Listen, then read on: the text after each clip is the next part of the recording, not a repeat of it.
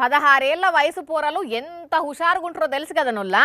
చదివినంతసేపు చదువుతారు, ఆ తర్వాత బయటికి పోయి దోస్తుగాళ్ళతో ఎంజాయ్ చేస్తారు. ఇక ఇన్స్టాగ్రాము, రీల్స్, వీడియోలు, లైక్లు, షేర్ల లొల్లి ఉండనే ఉన్నది. కానీ అక్కడ ఒక తమ్ముడు తతిమ పిల్లల లెక్క ఎటూ పోయే పరిస్థితి లేదు. ఎటన్నా పోవాలంటే ఏ చెరువుకో బాయి కాడికో పోయి నీళ్ళల్లో మునిగి కూర్చుంటాడు. ఇంకో పనే లేదు. అదేందది అట్లెందుకు చేస్తున్నాడు అనుకుంటున్నారా? అయితే మీరే చూడండి. చెరువుల భుజంలోతు నీళ్ళల్లో నిల్చొని చిప్స్ తింటున్న ఆ తమ్మునికి వచ్చిన కష్టం తెలిస్తే అయ్యో పాపం అనిపిస్తుంది. దోస్తులతోని బయటికి పోయి ఎంజాయ్ చేసే పరిస్థితి లేదు. పశ్చిమ బెంగాల్ ముర్షిదాబాద్ జిల్లా బెల్దంగా అనే ఊర్లుండే 16 ఏళ్ల ఈ తమ్ముని పేరు ఇక్బల్ షేక్. 5 ఏళ్ల నుంచి ఈ తమ్ముడు ఒక వింత సమస్యతోని బాధపడుతున్నాడు. ఒంటి మీద ఎండ పడితే చాలు పెయ్యంతా సరాతంతోని వాతలు పెట్టినట్టు షిట పెడుతుందట. వేడి వేడి నూనె మీద పోసినట్టు మంటలేస్తదట.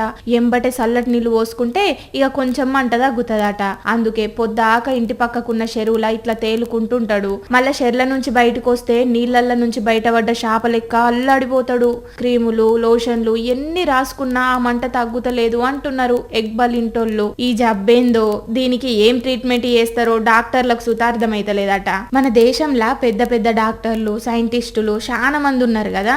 వాళ్ళు ఎవరన్నా ఇక్బాల్ సమస్యకు ఏదన్నా మందు కనిపెడితే మంచిగా ఉండు అని అనుకోబట్టిండ్లు ఆ ఊరోళ్ళు.